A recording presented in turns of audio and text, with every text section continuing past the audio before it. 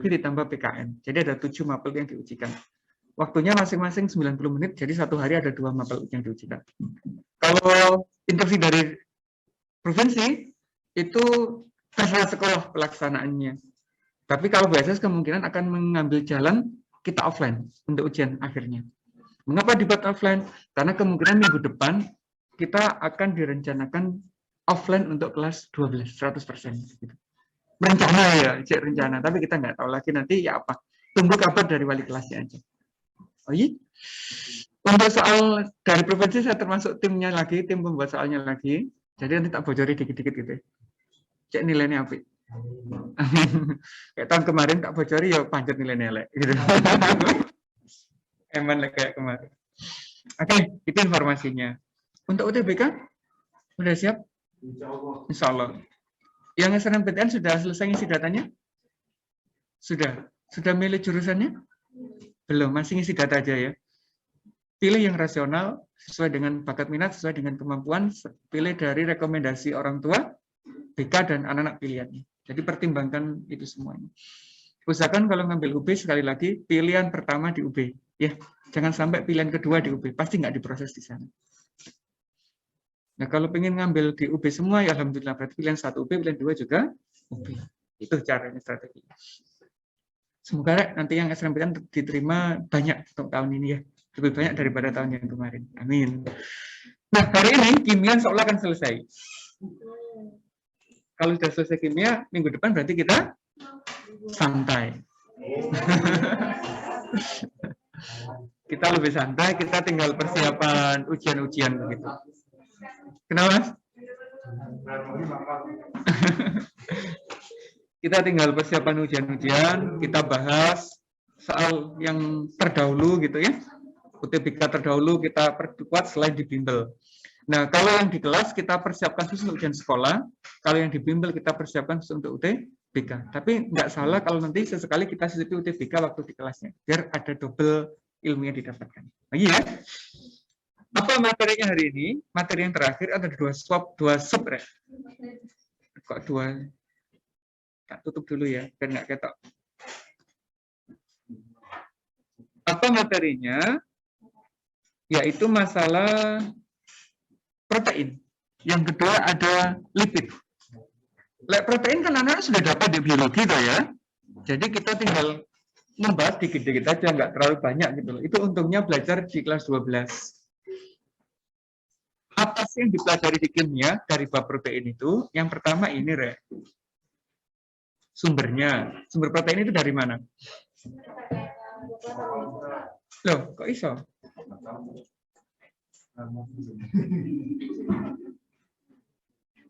Lek gini.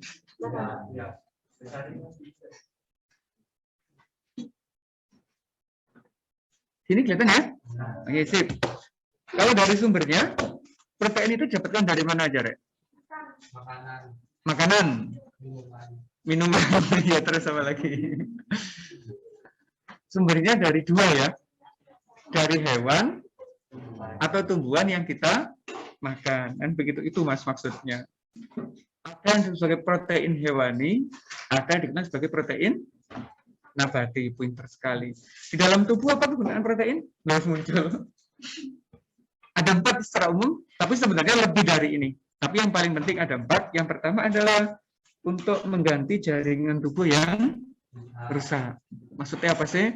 Misalkan Mas Ezra hari ini giginya tanggal gitu ya. Kan isi masa pertumbuhan kan nggak apa-apa ya. Giginya tanggal kan luka. Lah agar luka itu segera tertutup, itu memerlukan protein akan menutup luka di situ. Misalkan Mas Rehan baru sunatan gitu ya, sama habis sunat kan luka. Agar segera kering lukanya itu membutuhkan protein. Gitu. Guyon-guyon Mas. Yang kedua, untuk ini sumber energi cadangan. Kalau energi utamanya dari apa, Rek? Kita, Rek? Karbohidrat. Kalau cadangannya dari protein dan lemak. Oke, sing lemaknya oke berarti cadangan energinya banyak begitu. Gak gampang kelaparan ya, Mas ya. Beda lek sing karo sing kurus ya, Mas Alvito ya. Oke, yang ketiga, ada mengatur metabolisme berupa enzim, terus berupa hormon dan sebagainya itu masuk golongan protein. Ada lagi nih, imun tubuh. Apa imun tubuh dalam tubuh kita namanya? Saya kok lupa sih istilahnya. Untuk imun tubuh itu loh. Lali. Pokoknya gitu ya. Kalau ada bakteri masuk dan sebagainya, kita kan melawan itu ya. Ada imun tubuh itu adalah protein. Itu secara umum yang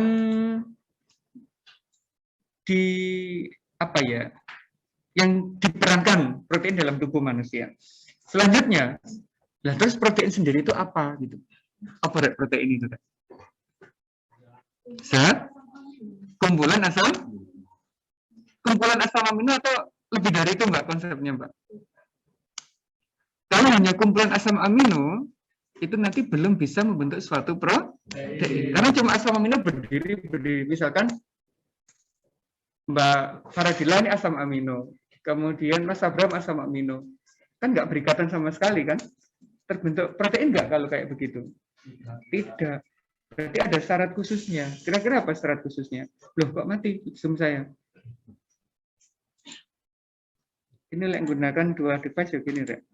Satu mati, satu saya aman. Alhamdulillah ya.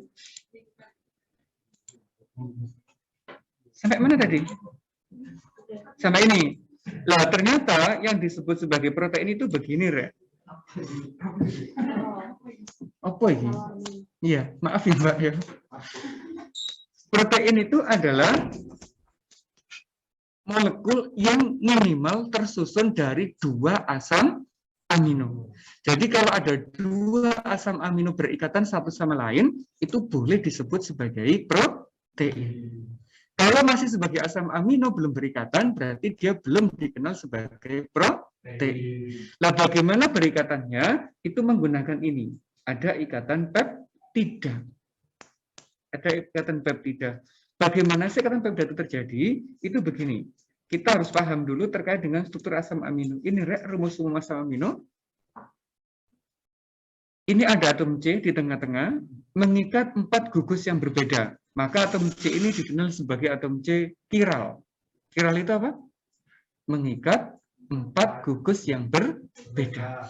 Apa yang harus ada di dalam struktur asam amino? Yang pertama ini.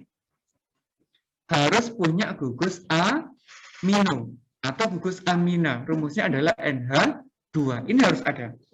Kalau ini nggak ada, berarti dia bukan termasuk golongan asam amino. Yang kedua, karena ada asamnya, berarti harus ada ini.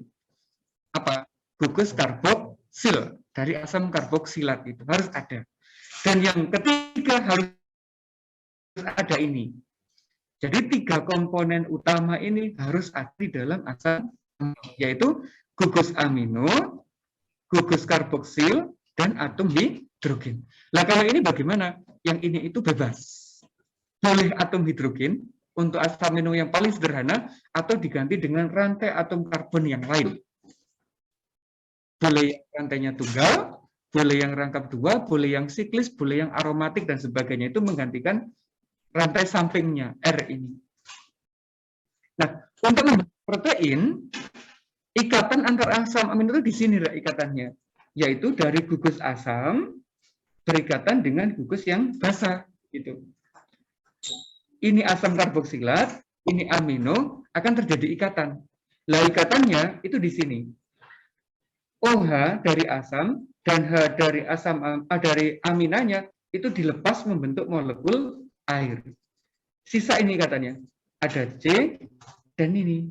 Maka bergabung jadi ikatan CN. Nah, ikatan CN inilah yang dikenal sebagai ikatan peptida itu.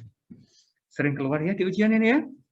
Dikasih gambar struktur, mana ikatan peptidanya. Harus tahu. Beres. Nah, sekarang karena asam amino punya 2 gugus yang unik, yaitu gugus basa dan gugus asam, maka dia bisa membentuk 2 ion dalam kondisi pH netral. Bisa membentuk ion positif dan negatif dalam satu molekul. Itu disebut sebagai Zwitter ion. Sifatnya bagaimana? Bisa sebagai asam di pH yang rendah, bisa sebagai basa di pH yang tinggi. Maka dia dikenal sebagai amfoter sifatnya. Jadi asam amino itu sifatnya amfoter. Oke ya? Deal ya? Ini konsep awalnya. Lah terus asam amino itu ada berapa, Rek? Banyak, pinter. Ada berapa banyaknya itu? Kalau digolongkannya ada berapa golongan asam amino itu? Yang pernah wawasan biologi siapa? Mas Farhad? Oh bukan. Siapa yang wawasan biologi? Mas Rehan ya? Oh. Ternyata asam amino itu dua penggolongannya, yaitu asam amino esensial dan non esensial. Apa bedanya? Apa bedanya? Kalau yang esensial itu tidak bisa diproduksi oleh manusia di dalam tubuhnya. Untuk memenuhinya bagaimana? Harus dari makanan. Entah dari protein nabati atau protein hewani. Itu untuk yang esensial. Kalau yang non esensial itu berarti yang bisa diproduksi di dalam tubuh. Begitu perbedaannya. Nah terus bagaimana struktur kimia dari masing-masing ini? Kalau sekarang anak-anak nggak wajib tahu struktur kimia, tapi kalau sudah kuliah di kimia dasar, entah itu di jurusan keperawatan, kedokteran atau apa, harus tahu. Valin itu rumus kimianya ya apa ya, harus tahu. Tirosin itu rumus kimianya kayak apa ya, itu harus tahu. Pengen tahu? Tak bocori. Nah ini dia. Ada 5 penggolongan utamanya. Yang pertama itu rantai R-nya, rantai sampingnya itu adalah atom karbon. Terus yang kedua, rantai sampingnya punya benzena. Jadi ada atom benzena, cincin benzenanya di situ. Yang ketiga, ada yang bersifat polar. Tapi yang di sininya tidak bermuatan gugus rantai karbonnya itu. Terus ada yang bermuatan positif, ada yang bermuatan negatif. Itu 5 penggolongan dari asam amino. Jadi kalau glisin, rantai sampingnya H, ini tidak kiral karena ada 2 atom yang sama, H dan H. Ini satu-satunya asam amino yang paling sederhana. Kalau sudah diganti CH3, namanya jadi alanin. Diganti dengan yang siklis, namanya menjadi prolin dan sebagainya. Bahkan sampai yang tirosin, triptofan gitu ya. Mana yang sering keluar di ujian? Yang kayak begini. Mendeteksi keberadaan cincin benzena itu ya apa caranya? Nanti di akhir ada. Yang punya belerang, ada sistein di dalam telur misalnya. Ya apa cara mendeteksinya? Itu ada. Metionin yang ada S-nya, itu bagaimana detek? Ada caranya. Oke ya? Ini sampai pelajari lebih detail kalau sudah kuliah. Kalau kimia tidak, cukup tahu yang ini aja, esensial dan non esensial. Lanjut. Ini adalah struktur protein, ya. Jadi protein itu punya struktur. Kalau 2 asam amino bergabung, itu akan membentuk struktur primer. Jadi kok bentuk benang itu loh, molekul gabung jumlahnya banyak, jadi akan membentuk rantai yang sangat panjang. Itu namanya struktur primer. Kalau ada 2 benang atau lebih yang saling berinteraksi, akan terjadi tarik-menarik, akan membentuk seperti ini. Namanya disebut sebagai struktur sekunder. Ada di mana kayak gini bentuknya? DNA. Begitu. Jadi DNA kita itu, kalau pitanya itu masih dalam bentuk struktur sekunder. Kalau struktur sekunder bergabung dengan yang lainnya, nanti bisa membentuk struktur tersier. Kalau sudah membentuk suatu enzim atau apa, dia membentuk yang ini, yaitu struktur kuartener. Ini sudah berfungsi kalau dalam tubuh sebagai hormon atau enzim, kalau sudah sampai di sini. Gitu. Oke, ini gambarnya. Terus apa sih contoh di dalam tubuh kita yang urgent untuk protein itu? Salah satunya adalah di sini, di dalam molekul darah. Ini tubuh kita ya. Kalau dilihat dari segi pembuluh darahnya, ini ada pembuluh darahnya, diambil sel darah merahnya, ternyata di dalam sel darah merah itu sebagian kecilnya adalah hemoglobin. Apa fungsinya hemoglobin? Mengikat oksigen. Untuk diapakan? Disebarkan ke seluruh tubuh. Mengapa kok harus disebarkan? Agar metabolisme selnya terjadi. Kalau nggak ada oksigennya, tubuh kita itu nggak bisa bakar bahan makanan. Kita nggak punya energi kan begitu ya. Nah, struktur hemoglobin itu begini, Rek. Nah, yang penting itu ininya kalau di kimia. Ini contoh ya. Di dalam hemoglobin itu ada atom Fe, ini inti. Kemudian berikatan dengan ini, molekul besar, melalui ikatan kovalen koordinasi. Bentuknya unik ya hemoglobin ya, kayak begini. Nah sekarang, kalau ada molekul oksigen itu masuk, terikat di apanya hemoglobin, begitu. Oksigennya itu yang paling harus anak ketahui. Di atom C yang rangkap kah, di atom T yang single kah, di N kah, atau di Fe, oksigen itu terikat. Gimana kira-kira? Nggak tahu. Ternyata begini. Ini Fe-nya, kalau ada molekul oksigen masuk, itu terikatnya di atom Fe. Makanya kalau kita kekurangan zat besi, tubuh kita lemas, sekarang zat darahnya akan berkurang. Suplai oksigennya juga berkurang dalam tubuh. Disebut apa, Rek? Kekurangan sel darah merah itu? Anemia. Betul, anemia kan ya. Biasanya cewek yang sering menderita ini. Nah, bagaimana proses pengikatannya? Ikatan oksigen dan Fe itu adalah ikatan kovalen koordinasi. Ikatannya menggunakan elektron dari atom O. Fe-nya nggak nyumbang elektron sama sekali. Nah, sekarang, misalkan kita di dalam ruangan, terus menyalakan mobil gitu. Udara kan terbatas ya. Apa yang terjadi? Lama-lama tubuh kita kekurangan oksigen. Mengapa begitu? Karena kalau ada kendaraan bunyi, itu sebagian pembakarannya tidak sempurna. Bisa menghasilkan apa? Karbon monoksida.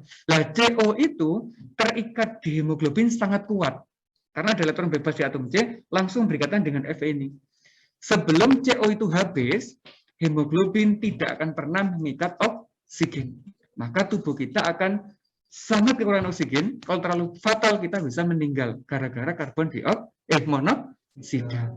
Makanya kalau anak nyalakan kendaraan atau apa, usahakan dalam ruangan yang terbuka. Kalau di garasi, buka pintunya. Ojo tutup rapat. Oh, saya ingin nguji, Mister. Keracunan apa nggak boleh, nanti dicoba di rumah. Atau lebih ekstrim gini, knalpot dikasih selang, terus dimasukkan kresek, tutup kepalanya. Gitu. Boleh coba gitu. Nggak apa-apa. Untuk nguji, bener nggak konsepnya. Ini ya, hemoglobin.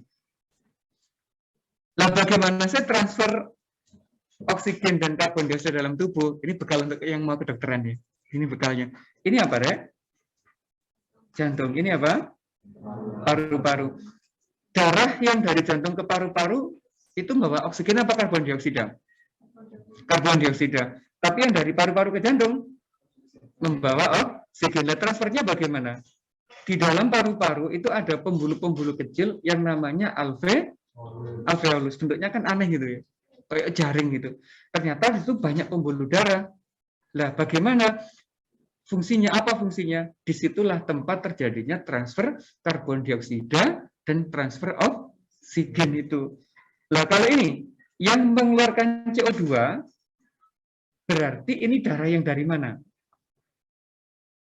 Yang membuang CO2 ini. Kalau yang di sini memasukkan CO2. Nah, begitu. Kita harus tahu gitu ya prosesnya.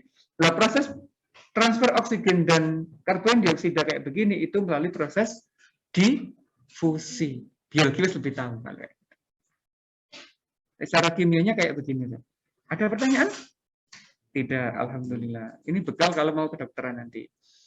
DNA sekarang masuk. Nah, pernah tahu gambar ini? Mengapa kok jadi begini? Ini ternyata kalau satu ekor manusia, satu ekor, seorang manusia itu dibedah begitu ya. Misalkan Mbak Mela tak bedah, kemudian tak ambil benang DNA-nya dari setiap sel, terus tak sambung, panjangnya itu sampai 6,2 miliar kilometer. Itu dalam tubuhnya Mbak Mela. Jaraknya sama dengan 41 kali dari bumi ke matahari. Loh, tapi kenapa kok bisa disimpan dalam tubuh sekecil Mbak Mela? Ayo. Alasannya adalah di sini, Rek. Antar asam aminonya itu bisa membentuk ikatan hidrogen ditekuk hingga menjadi bagian yang sangat kecil. Maka walaupun ukurannya panjang, bisa disimpan dalam tubuh yang sangat kecil. Kok bisa ya ngukur kayak begini? Cara ngukurnya ya apa? Gampang loh, orang biologi ngukurnya. Ya cek aja satu sel dibedah. Dalam satu sel di intinya itu ada berapa panjang DNA-nya. Misalkan satu sel panjangnya 1 meter. Misalkan begitu ya, untuk satu sel. Lah Mas Abraham dalam tubuhnya itu ada berapa miliar sel? Tinggal dikalikan, kan ketemu panjangnya. Itu cara mengukur panjangnya DNA. Gitu ya. Nah, seandainya antar asam amino itu tidak ada ikatan hidrogen, apa yang terjadi? Ya tubuh manusia itu akan gede-gede gitu. Akan jadi besar-besar karena harus menyimpan benang DNA sepanjang ini. Belum lagi yang lainnya, organel sel yang lainnya kan gitu ya. Maka butuh ruangan yang besar. Mungkin Mbak Mela nggak segini ukurannya. Bisa segedung SMA BSS gitu, gede gitu Mbak Mela. Nah itu mungkin gambaran kita kalau nanti hidup di akhirat. Tubuh kita akan menjadi besar, raksasa-raksasa semua. Nggak sekecil ini ukuran kita di akhirat nanti. Mengapa begitu? Nah alasannya ada. Di agama kan dijelaskan sama Bu Ani. Ya, tahu ya alasannya? Enggak. Katanya kalau di akhirat itu kalau kita berjalan menggunakan kuda untuk jangkauan tangan satu dengan tangan membutuhkan beberapa tahun perjalanan. Jadi ukuran kita kan menjadi raksasa. Ada hadisnya di sana itu. Mengapa sih begitu? Agar siksanya Allah waktu di neraka itu dahsyatnya luar biasa. Cek merasakan dahsyatnya luar biasa. Itu tujuannya. Ngeri ya. Dulu kata sampaikan belum kalau di dalam DNA itu bisa menyimpan Al-Quran? Belum ya.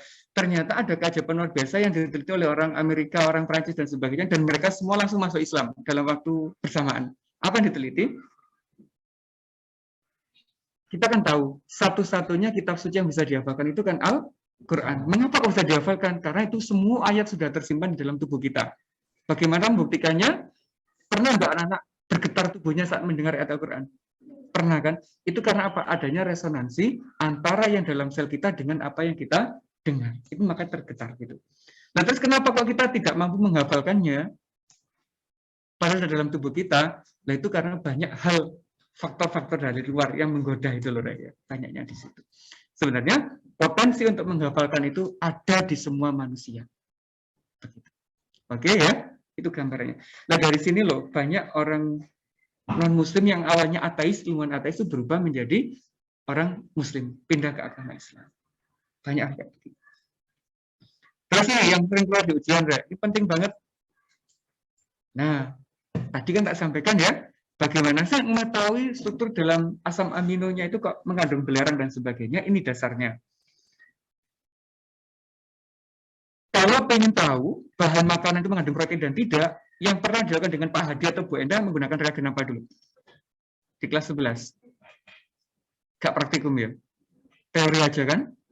Masih ingat apa yang dipakai? Ini. Menggunakan uji biuret, Mbak. Kalau ada makanan, kita hancurkan, kemudian dikasih biuret, memberikan warna ungu, berarti makanan itu mengandung protein. Ini bisa kita lakukan karena bahannya nggak mahal. Tinggal perbandingannya aja nanti kita bisa dapatkan. Nah, yang kedua pakai ini sulit dilakukan karena apa? Menggunakan raksa. Nah, raksa itu nggak sembarang orang boleh pakai kan gitu ya, karena berbahaya sekali. Kalau diuji dengan nilon namanya akan terbentuk ini, mengendap gitu proteinnya. Endapannya merah-merah jelek gitu. Merah jelek ya apa sih? Ya merah-merah aneh gitu. Kalau di lab ini bagus hasilnya. Nah, dua reagen ini digunakan untuk mendeteksi keberadaan ikatan peptida pada protein. Jadi kalau positif, dia adalah bahan makanan mengandung protein. Kalau nggak terjadi ini, berarti tidak ada protein. Beres untuk yang. Nah, setelah tahu dia protein, ingin tahu asam aminonya apa yang ada di dalamnya, kita bisa uji lanjutan menggunakan ini dan ini.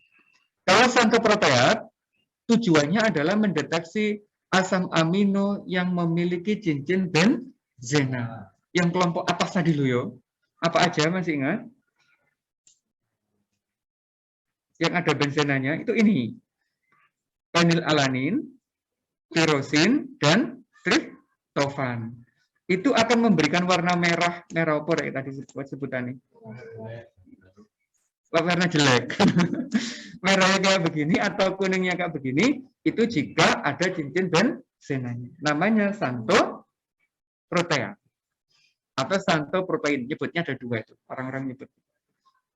Nah, yang ketiga, ini kalau di telur warna ini ngeceknya. Kalau teman punya telur, tata sono dengan ini aja, otomatis telurnya akan muncul bintik hitam itu. Karena di dalam telur banyak mengandung belerang. Itu cara ngeceknya. Jadi ini ya, yang sering keluar itu uji biuret, xanthoproteat, sama timbal asetat. Ini untuk mendeteksi protein secara umum, ini untuk mencari cincin benzena dalam asam amino, kalau ini mencari belerang di dalam asam amino. Deal ya?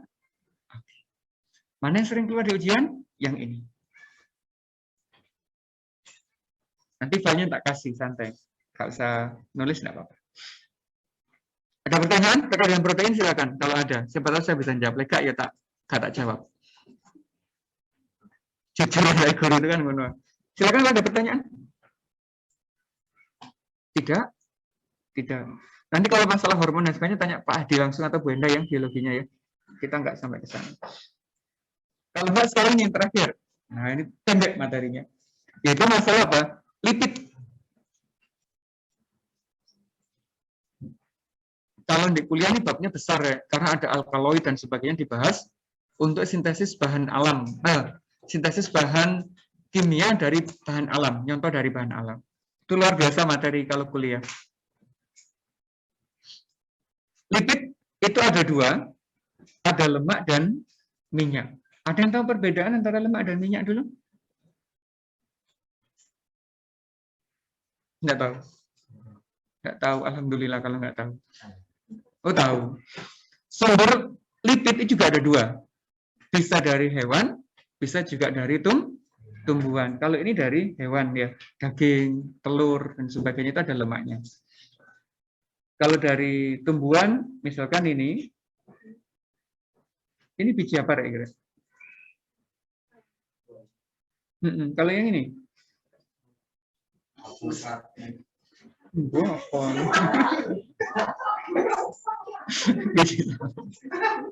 Ya mas sekarang aku ya raro biji apa gitu ya. Nah ini perbedaannya.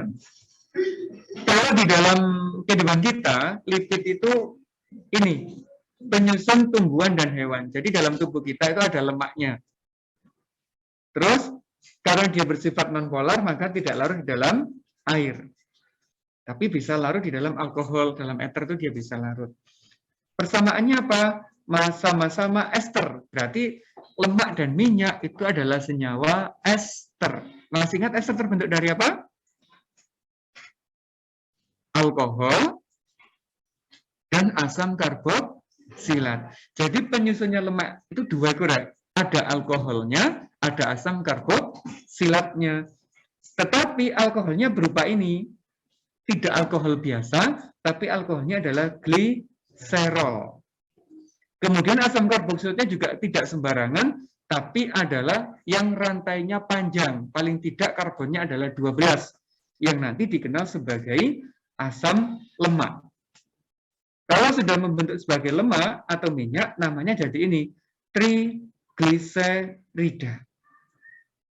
Istilahnya itu ya, trigliserida. Jadi nama lain dari lipid itu adalah trigliserida. Kalau orang kimia pakai ini biasanya, trigliserida sebutannya.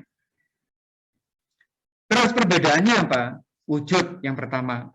Lemak itu padat. Kalau minyak itu cair. Contohnya minyak goreng dan mentega.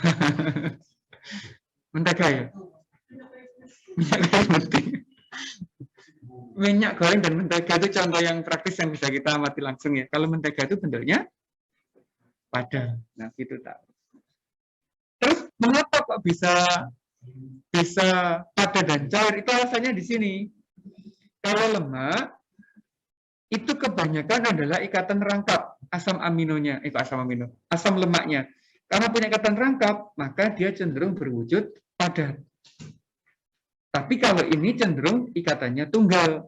Kalau minyak, maka dia berbentuk cair. Itu hubungannya dengan susunan molekul. Kalau semakin lurus, ini kan lurus kalau tunggal ya, itu akan semakin sulit mendidih, maka di suhu ruang akan berwujud cair. Kalau ini tidak didihnya rendah, dalam suhu ruang cenderung berwujud padat. Itu perbedaannya. Kalau produk hasilnya kan tahu ya, asalnya mentega dan sebagainya, itu tahun solanan. Ini kalau dari kimianya, lihatnya itu begini. Ini apa sih? Kayak ulet gitu ya. Ini ulet, ini ulet, ini ulet. Nah, begitu.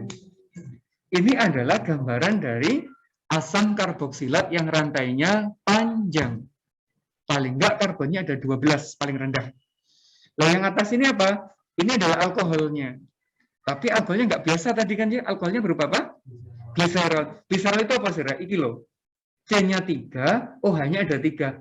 OH pertama, OH kedua, OH ketiga. Itu gliserol. Nah, asam lemak ya sama. Ada asam karboksilat, punya COH, tapi ini nih dua C-nya.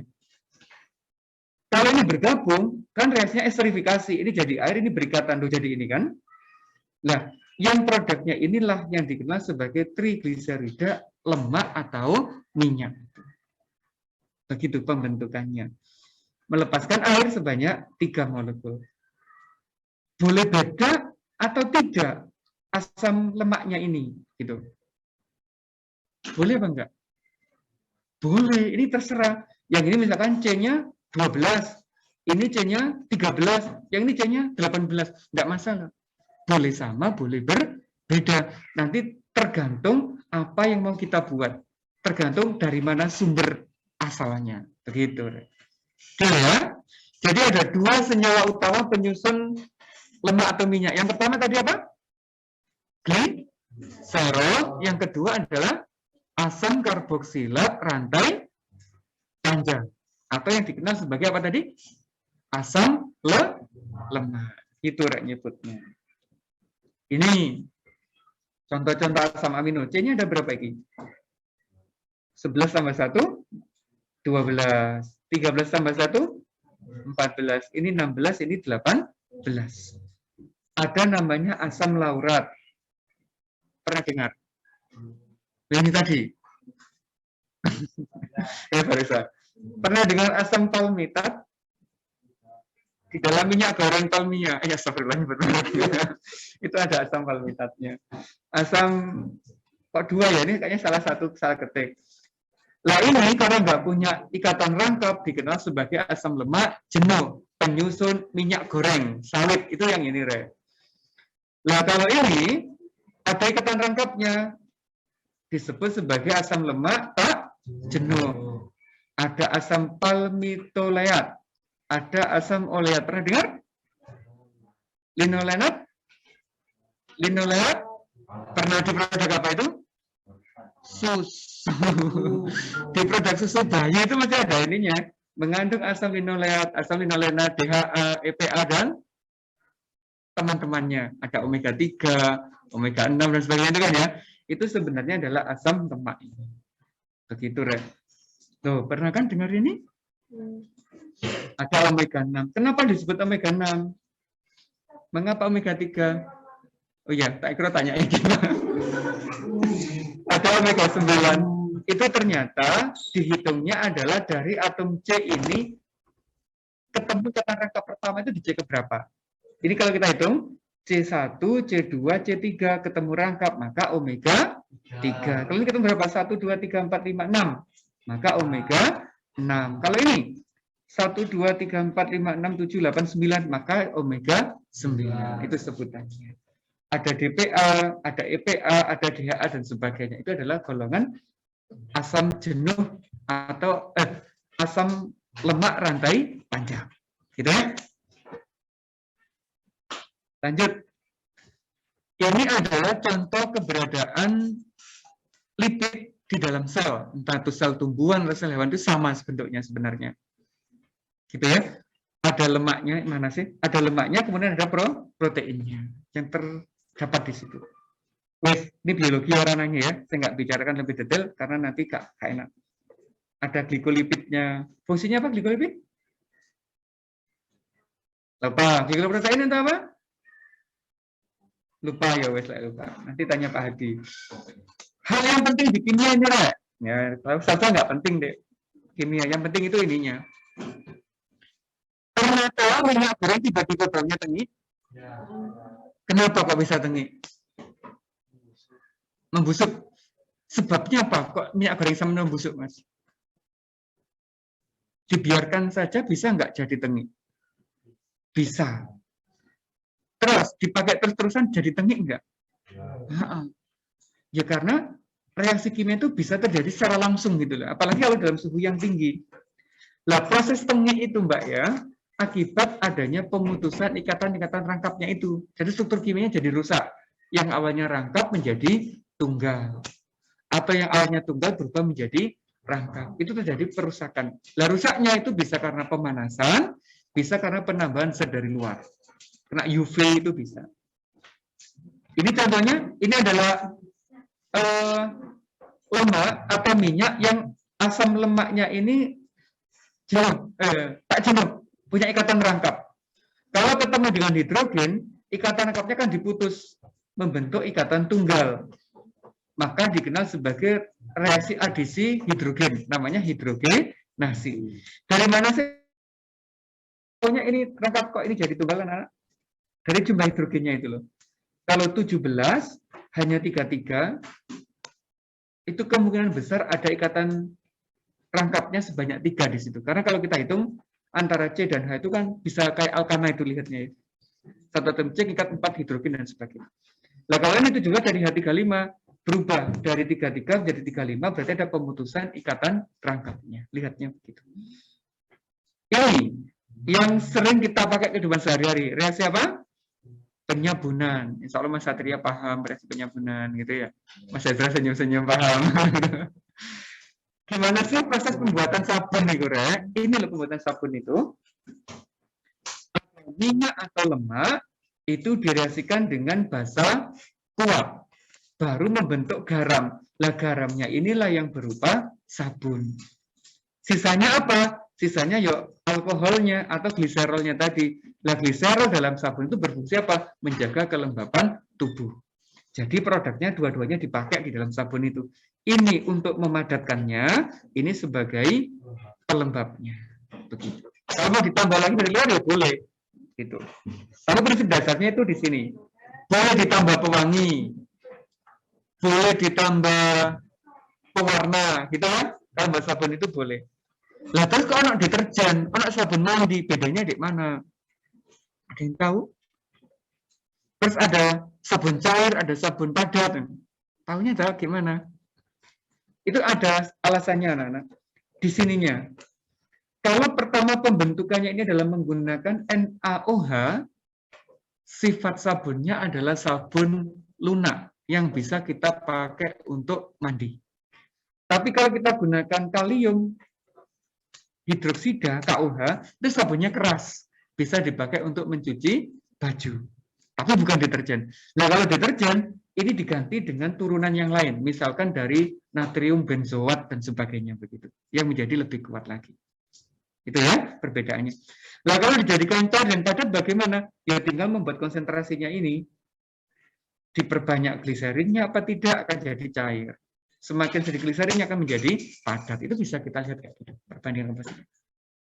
3 tahun yang lalu, KWU itu membuat sabun, praktek di sekolah.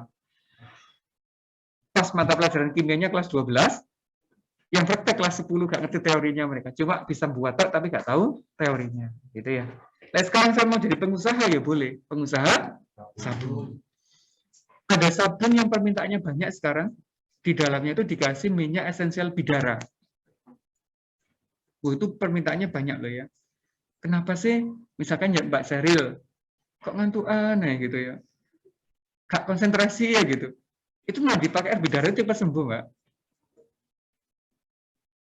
Enggak guyan, Mbak, guyan. Saya bilang beneran ya nggak apa-apa. Beneran itu beneran. Beneran itu. Saya coba. Yang sulit tidur, yang konsentrasinya sulit itu ya, yang nggak fokus boleh pakai sabun bidara kan segera sembuh. Ya. rutin gitu ya, rutin itu sembuh. Karena apa? Sampai tahu nggak ya? Oh belinya online lah kayak Mbak. Di Shopee sampai klik Shopee lagi sih, sampai ketik sabun bidara akan muncul banyak. Coba-coba itu, yang gamer-gamer biar tobat, coba diawali dari situ, insya Allah akan sembuh nanti lama-lama. Hah? Alam, oh ya masalah kan, coba masalah ya. Nah, ini ya, kalau ada lemak atau minyak ketemu dengan air, itu mengalami reaksi hidrolisis akan bentuk dua produk awalnya, yaitu ada gliserol, ada asam lemaknya. Begitu. Ada yang ditanyakan? Pakai perlakuan khusus, Mbak. Jadi tidak dalam kondisi ruang, mungkin suhunya dipanaskan, dikasih katalisator dan sebagainya itu bisa. Ya, ada pertanyaan? Belum. Lemak jenuh tak jenuh itu dari ininya, Mbak. Nah, ininya. Kalau ada ikatan rangkap, itu dikenal tak jenuh. Jenuh itu artinya ikatannya tunggal, itu aja nyebutnya. Oke? Loh, kalau bed, silakan ada pertanyaan, kalau enggak ini kita sudah selesai, Rek.